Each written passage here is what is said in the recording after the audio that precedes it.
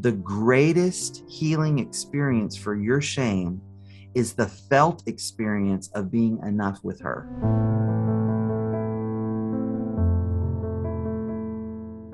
Welcome to Husband Material. Today on the show, I am excited to welcome back Dr. Jake Porter, founder of Daring Ventures. Hey, Jake.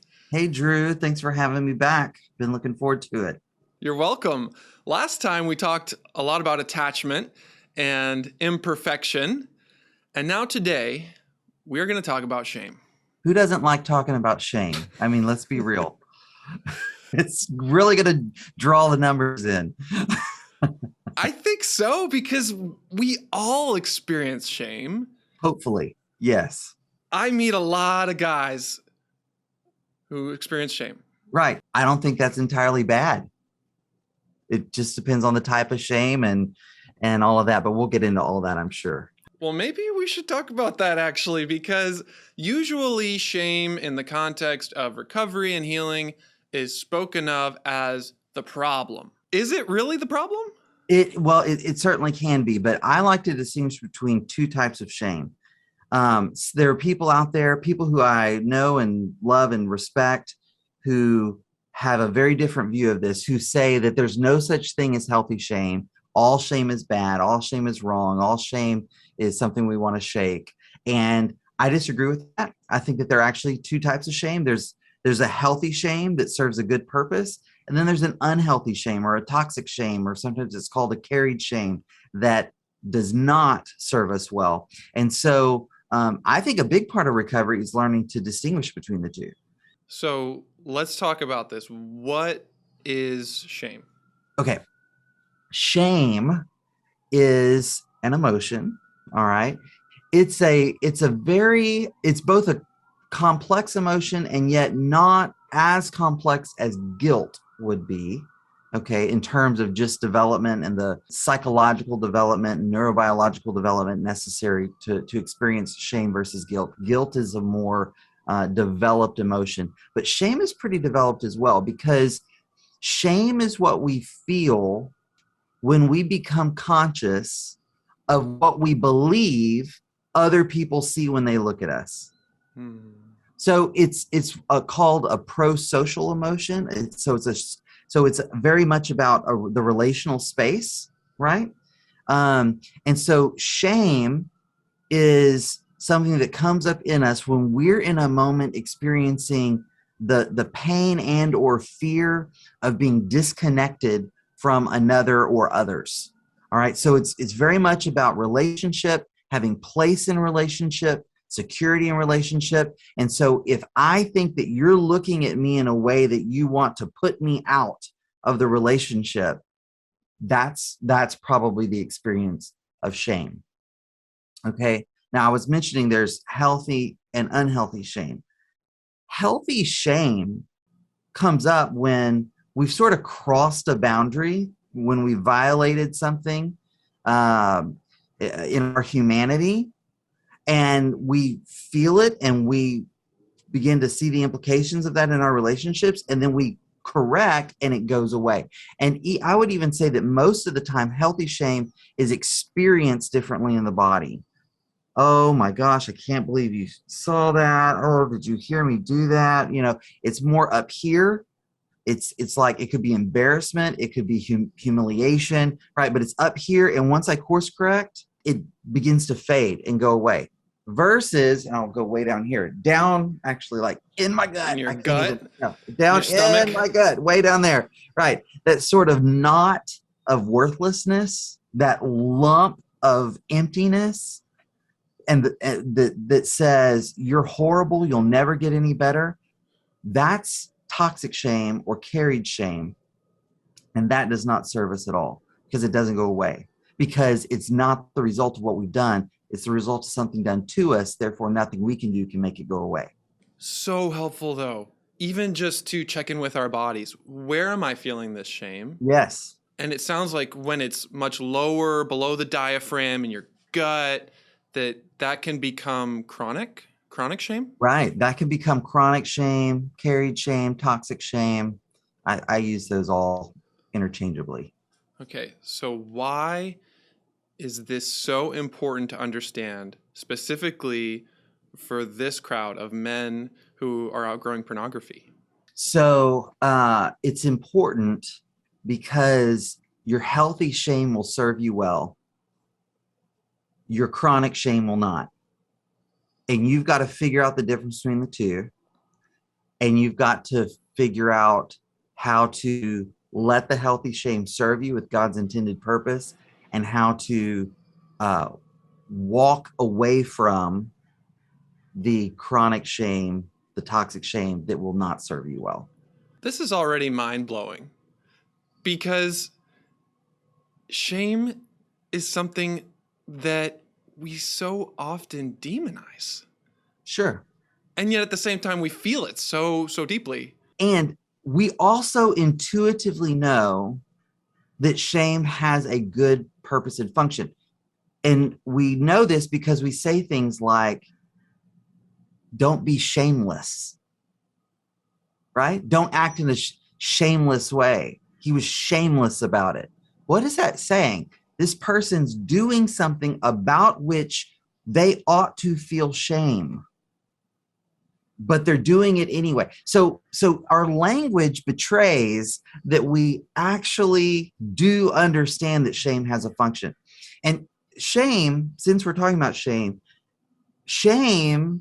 is the first emotion mentioned in the Bible, right? It's the very first emotion that is named in the Bible. The end of Genesis chapter 2, they were naked and not ashamed, right?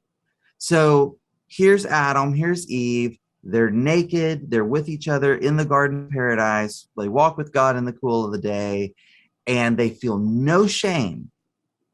And then, interestingly, a few verses later, the beginning of chapter 3, they eat the forbidden fruit, and it says, and their eyes were open, and they knew that they were naked, and then they covered themselves with fig leaves. They covered their groins. It was not a sexual sin, and yet it had a sexual consequence. And they had the experience of shame whereby they began to cover themselves, hide themselves from each other and from God. So shame is a deeply spiritual experience. Shame is often very closely intertwined with sexuality, even if its origins aren't sexual. And shame makes us isolate from one another and from God. So if you think about that, I often draw this picture. So imagine here's the earth, all right? And here's God up here, and God created the earth, and he creates human beings to rule over the earth, all right? Under him. So they're over the earth, under God, and you could draw two lines. You could draw one line between God and humans, separating creator from creatures, because in that way humans are part of creation. But you could also draw a line under human beings, separating God and humanity from the rest of creation, because they bear the image of God. And so humans occupy this interesting space, more than mere creatures, less than God. We're the only thing that occupies that space. I believe shame is what we feel when we try to cross those boundaries one way or the other. Oh, you won't die. Your eyes will be open and you'll become like God, knowing good and evil. Like God, trying to cross that boundary and be like the Creator. But we also feel shame, Romans 1 talks about, when we act like mere creatures, mere beasts, and we follow our most base lusts and passions. And so we cross that line below, and we act like we don't bear the image of God. Either one of those things is going to make us begin to feel shame, okay? But once we correct and we get back in our space, but once we know our role, the shame will dissipate if it's healthy shame. That makes a lot of sense. We're not angels. We're not animals. Right. We're image bearers of God. Right. And so maybe sometimes there's a fine line between humility and humiliation. Yeah. So humility is very healthy, and humility is a form of shame. Humility, it's a very healthy form of shame. It's me recognizing my place. Okay, knowing my role, not going less than, not going better than, knowing my role, recognizing it, seeing myself in proportion to others from that more objective place. Absolutely. Let's talk about the humiliation side. Let's talk about the toxic shame and how does that develop for us when we're growing up?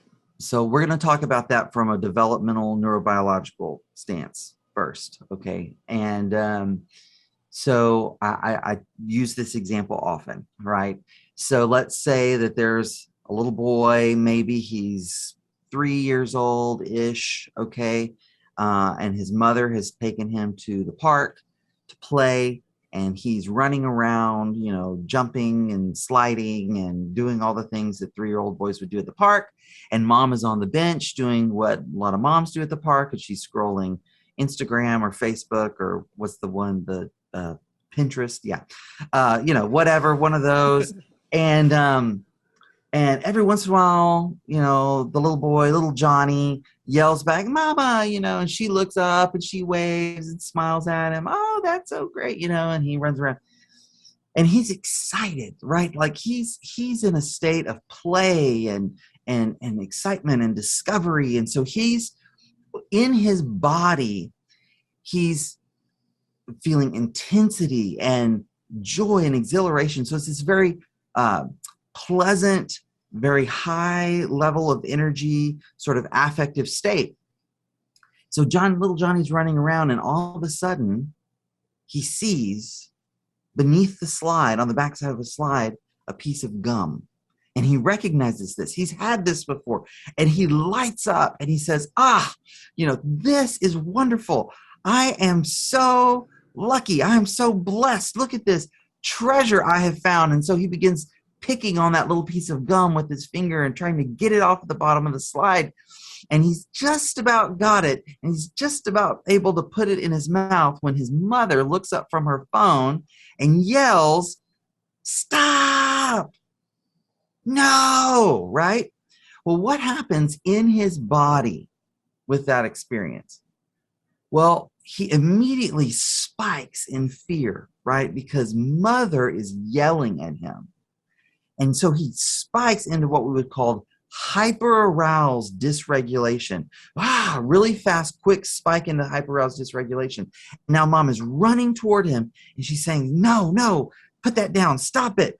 And as this is coming at him, he's feeling this disconnect, this rupture in the attachment between him and his mother, because she's yelling at him. She's upset. She's appearing angry. And as he internalizes this, now he goes from that hyper-aroused dissociation into hypo-aroused. He collapses. Oh, even his body, right? His shoulders slump. He curls in his gut. His head hangs down. He suddenly goes from all this intensity and energy to just like a shutdown state. And his mother gets to him and she says, "Oh, no. Put that down. She knocks the gum out of his hand, but then she scoops him up in her arms and she looks at him and she says, "I'm so sorry I scared you. Oh, I'm so sorry. It's not you, baby. It's that gum. That's nasty. That was somebody else's. We don't want to put that in your mouth. You could get sick from that.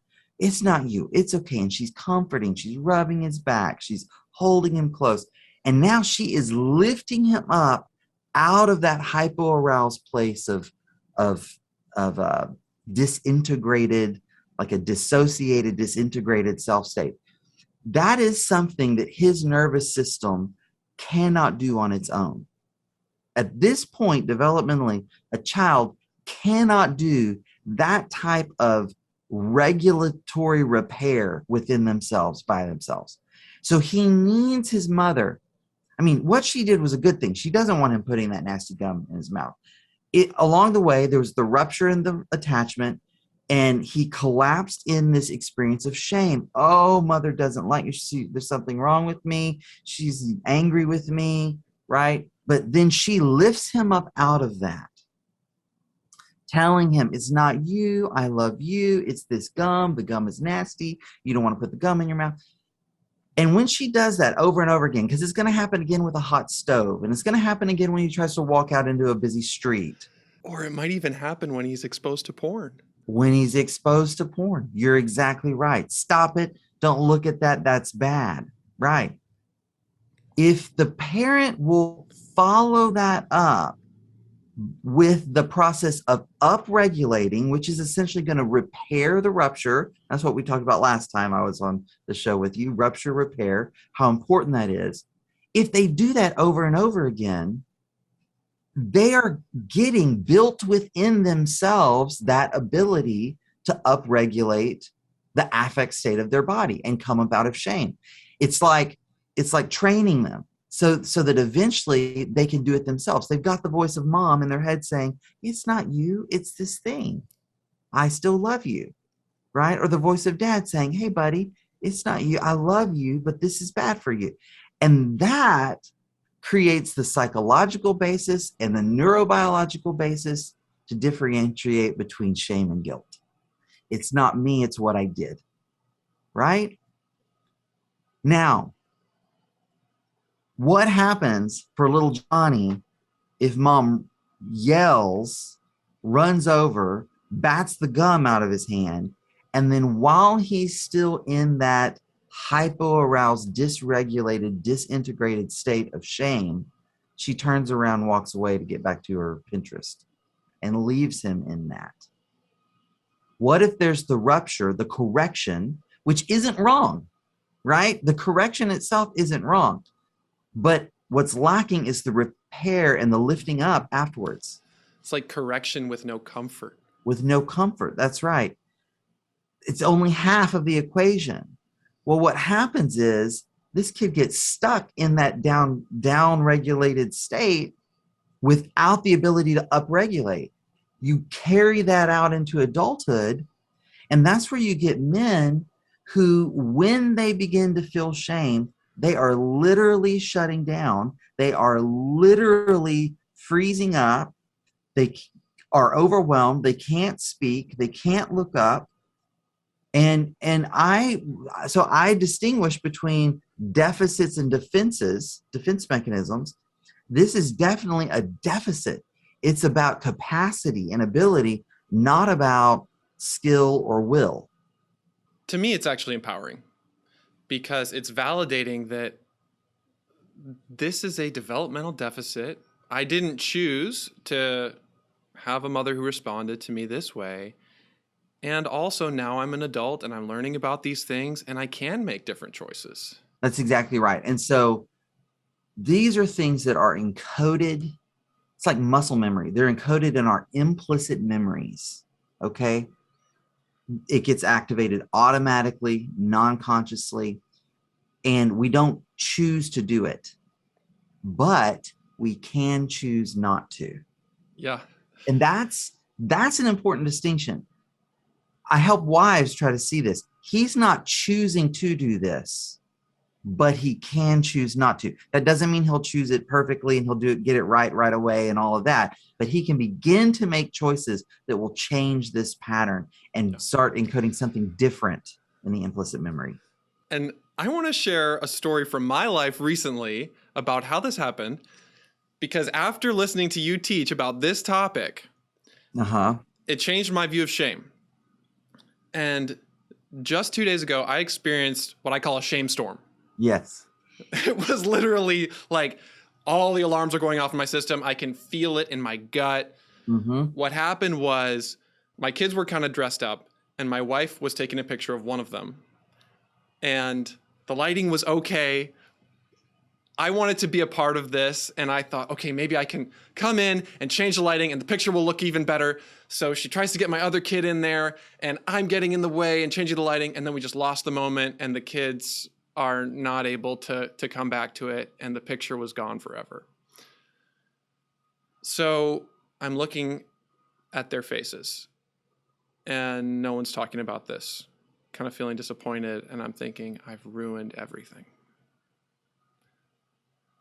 And that brought me back to feeling like a little boy who ruined everything. You're the problem, right? In my family.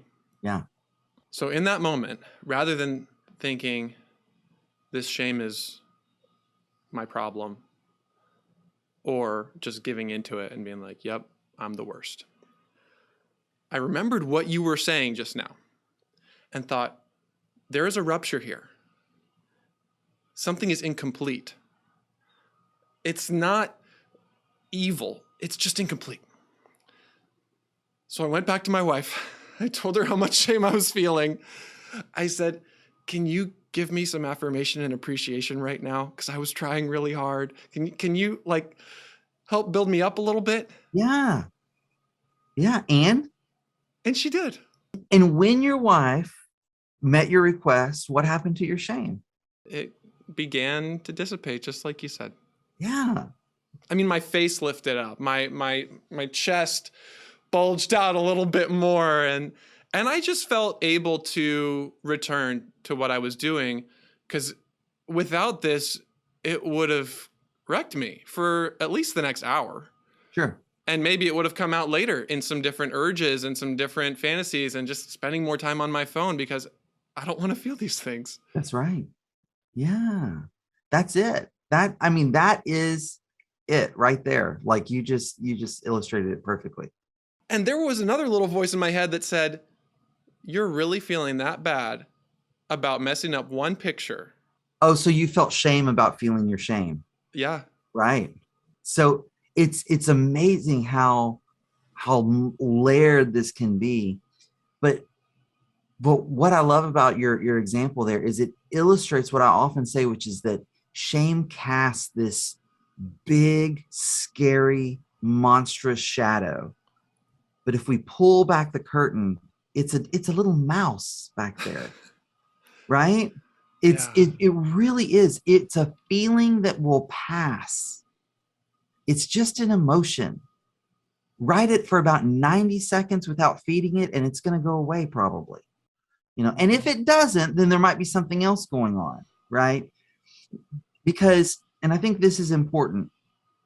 Let's say someone hears this and they're like, I'm going to try this, I'm going to do it. And so they go to their, they have their shame storm happen, and then they go to their partner and they ask for that help, but it doesn't help. And it gets worse, right?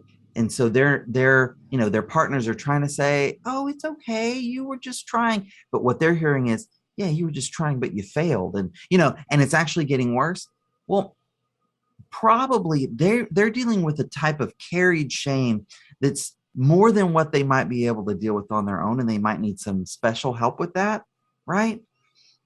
Because if you grew up in a household where it was very direct and explicit, right? Where you were literally being verbally abused, emotionally abused, and shamed, okay, in clear, direct, overt ways, it might be more difficult for you because you're not just coming back from that developmental deficit that the repair didn't happen, but there was actually this poison also getting inserted into your psyche along the way. So that it's not just that when I go down in that pit, I can't climb out. It's I get down in that pit, and then I have voices telling me that that's exactly where I need to stay. Right? So it's made more complex by that. And it's going to take more. You can still be healed. Okay. I want to be really clear about that. Healing is still possible, but it's probably going to take more, to come up out of that. So in our brains, we tend to have either a shame-based narrative or a guilt-based narrative. Okay. And the guilt-based narrative is going to make it not about us. It's what we do, that whole distinction.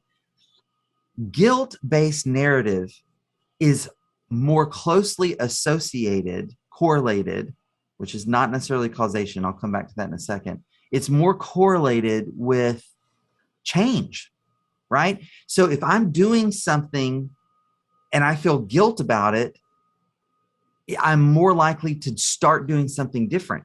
Shame-based narratives are more likely to keep me stuck in that place. And shame-based narratives have been shown to be more prevalent in people with sex and pornography addictions. Right. It's the contributor that makes it more likely for me to act out. And then it's the consequence of acting out. So it creates this shame cycle. That's right. And so if you look at sort of the classic sex addiction cycle, shame and despair are really the fuel. They really are the fuel that initiates and then keeps that cycle going.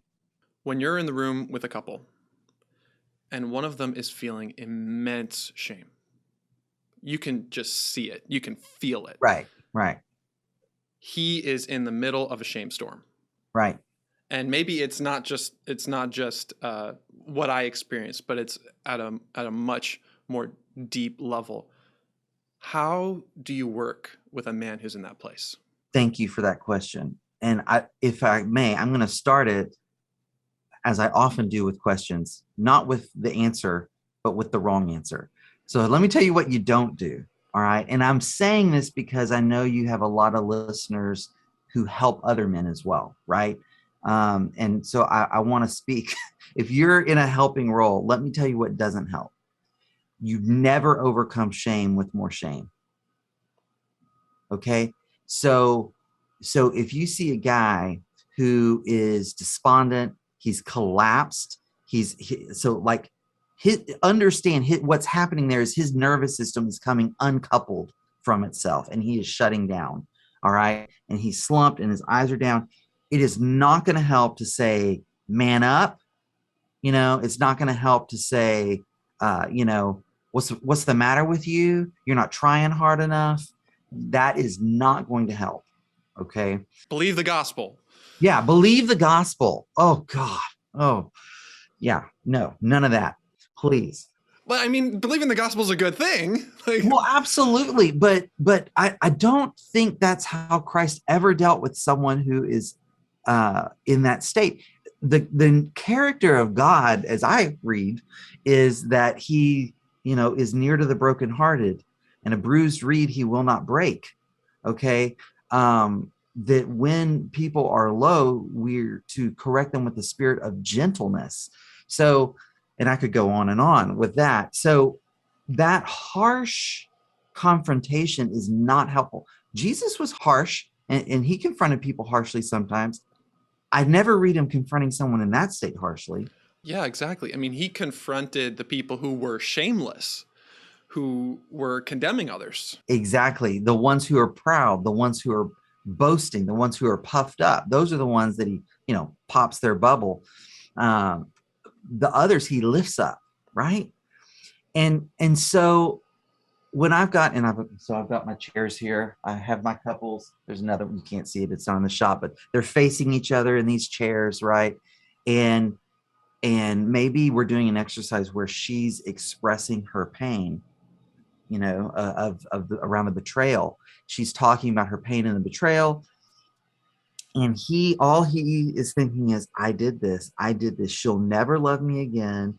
Why would she want to? I'm a monster. How could I do this? Right. All of those thoughts. And maybe he fights it for a little bit and then just, there he goes. Right. And you feel it. I mean, I can feel it in the room. He's going to, because I have people in rolling chairs on purpose. He's going to roll backwards, look down, maybe turn his chair to the side. His shoulders collapse, right? That's usually what he does. Or to try to avoid that, he goes to anger and defensiveness, right? To try to not collapse. All that is the nervous system's desperate attempt to not fall down in that hole, right? So if he goes anger, that's fine. I'll interject and we're going to explore. We're going to get underneath that and we're going to get him in touch with the shame. Or maybe he's already in touch with the shame, shoulders collapse, all of that. What I'm going to do is I'm going to approach him gently and I'm going to say, hey, what's going on? What's happening? My voice is important there. My face is important there. Depending on what I know of this guy and how, I might roll closer because I'm in a rolling chair too. I'm going to roll in closer. So I'm moving toward him. When the voices are saying nobody wants to be with him, near him, he's the problem, right? I'm going to embody the opposite. I'm going to be gentle and kind, and I'm going to move toward him. Not so much that it's overwhelming his shame. I'm not going to get up in his face, right? So there's a discernment there. I'm going to do that, and then I'm going to help him identify that it's shame. And I'm going to ask him some questions like, where do you feel that in your body? And he's probably going to say something like, in my gut. Usually that's what they say. Or they might say like a weight on their shoulders. Sometimes I'll hear that. Okay, okay. And then I'll ask something like this. If your shame had a voice, what would it say? I'm the problem. I'm no good. You're a monster. You're a sorry, blah, blah, blah. Maybe some profanity in there. Or I might ask, if your shame took over your body, if you let your shame drive the bus, what would you do right now? Get up and leave, curl into a ball, jump out the window. I mean, those are the things I hear. Okay. All right. It's okay. That makes sense. And then I'm going to coach them in this way. What's the opposite of that? What's the opposite thing to do? Well, lean in. Okay. So would you do this for me? Sit up. So I get them to sit up. Lean in. So I get them to lean in toward their wife. Would you look her in the eye? He looks her in the eye. And then I'm going to give him some things to say. And I tell him, just try this out for me. Just trust me here. I don't want you to think about what you're saying until you've said it, because I want you to feel what it's like after you've said it. So I'm going to have him look her in the eye, hold her gaze for a moment, and then I'm going to give him words to say like this. I am not going to leave you in the pain that I caused you. I'd rather be with you in your pain than not with you at all. I choose you over my shame. And I mean, I felt it in my body just then, just thinking about the dozens of times I've seen this happen. All of a sudden, there's a shift. He feels empowered. He feels true to who he wants to be. He is embodying his values. He's going to see on her face, most likely, he's going to see her well up with tears, see that even if she doesn't trust it fully, that's what she wants, that it has an effect on her. And then I tell them this. Well, I ask them, how's your shame? They usually say gone. And I say, hear me clearly. The greatest healing experience for your shame is the felt experience of being enough with her. Can you say that again? Yes. The greatest healing experience for your shame is the felt experience of being enough for her. Not doing enough, being enough. When I can meet my wife's deepest relational needs, my shame cannot coexist with that experience. Yes, and I'm also thinking about some of the single guys who are out there, maybe some of the unmarried guys. How would you translate that for them? Yeah, so you've got hopefully a community, right? You've got your network, your support group, your tribe. You've got men in your lives who are dealing with shame, who you can do this with them and they can do this with you, okay? And you can show up and be present and hear their stories and meet them with that same kind of care. When your shame gets triggered as you're sharing, you can sit up and lean in and say, I know I need this relationship for my healing more than the isolation that my body and my shame makes me want to do right now. I'm choosing this relationship, this connection over that, right? And that is good for both of you. That is good for both of you. And so I believe that we never have to, if both people, okay, are of this mindset, and this is with a husband or a wife or in a friendship, if whatever the relationship is, both people say, we're in this relationship for the good of one another, right? We're in this relationship for our mutual good, our mutual growth, our mutual empowerment, for mutual empathy. If that's the context of the relationship, then I never have to choose between what's best for that relationship and what's best for me. because what's best for that relationship is what's best for me. And so I'm going to prioritize the connection of the relationship, and I am going to derive the benefit from that. Now, if both people aren't playing by those rules, then all bets are off, right? If someone has a track record of being selfish and harmful and abusive or whatever, then no, I'm going to have good boundaries. But if both people are trying, this is a relationship where we're gonna seek to grow together, then you don't have to choose between that relationship and yourself. And when that happens, it sounds like shame actually becomes part of what leads to connection. When I feel shame, healthy shame, all right, so I know it's healthy shame because of how it feels in my body. I know it's healthy shame because what it's moving me to do, because of the thoughts connected to it, right? So healthy shame is going to be like, that doesn't make you a safe person. That's not who you want to be. That's the voice of healthy shame. That's not who you want to be. That's not how you want to show up here. And I'm going to want to show up differently. I'm going to want to live out my core values. So let's say in my relationship with my wife or with a friend or whatever, I feel shame. Okay, here's an example. All right, I am horrible about returning messages, voicemails, text messages, emails. Terrible. I can make up all kinds of excuses about the volume that I get and all of this kind of stuff. At the end of the day, I'm awful about it. And any of my friends who are listening to this are going to be like, yep, that's right. I'm glad he knows. Well, I know this about myself. And sometimes a friend will text me and I have every intention to get back to them, but I can't do it right now. My days are packed full, right? But I'll get to it tonight. Well, then by the night, I'm done. I'm actually an introvert. I've expended my energy. And so now it's the next day and the next day. And then I remember, oh my gosh, I didn't text so-and-so back. And I feel shame about that. That's not the friend I want to be. I can do two things with that. I can either let the shame drive me to isolate and avoid.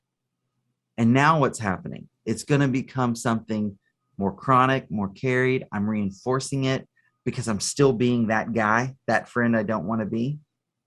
And it has that compounding effect.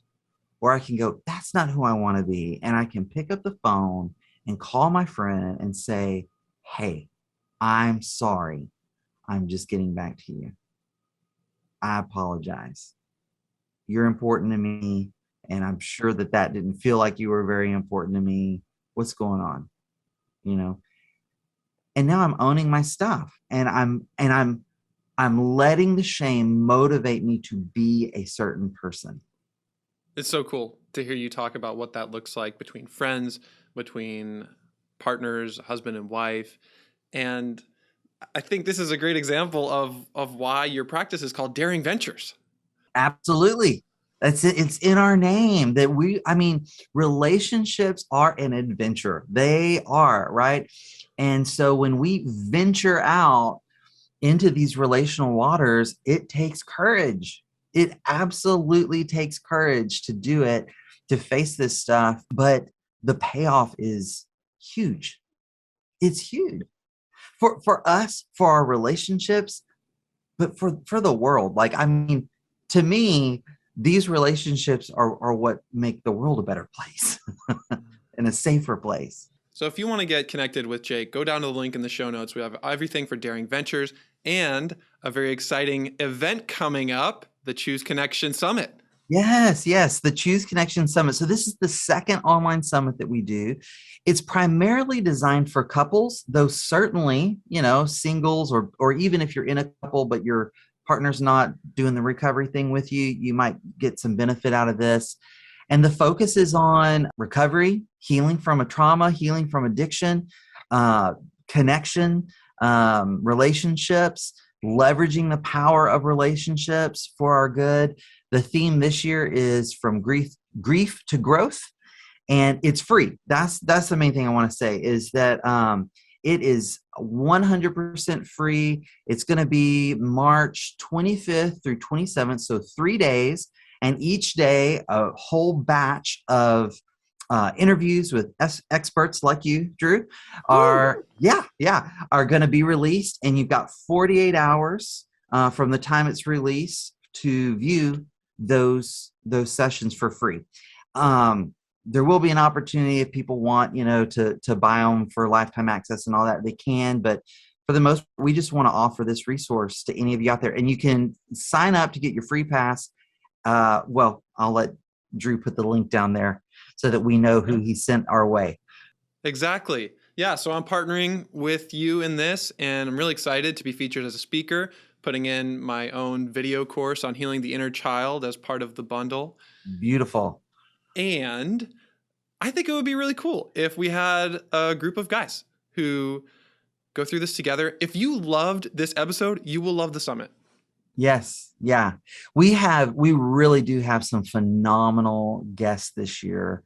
We do every year, but we've got Barbara Steffens, who was the founder of APSATS, the Association for Partners of Sex Addicts Trauma Specialists, going to be there. Dr. Sherry Keffer is going to be a part of it. Just some really phenomenal big names. Rob Weiss, who wrote Prodependence, and Sex Addiction 101 is going to be a part of it. So, and I could go on and on. Amazing folks. Awesome. So yeah, sign up, choose Connection. And Jake, thank you so much for being with us. Thank you, Drew. It's a pleasure. Awesome. And gentlemen, always remember that you are God's beloved son, and in you, he is well pleased.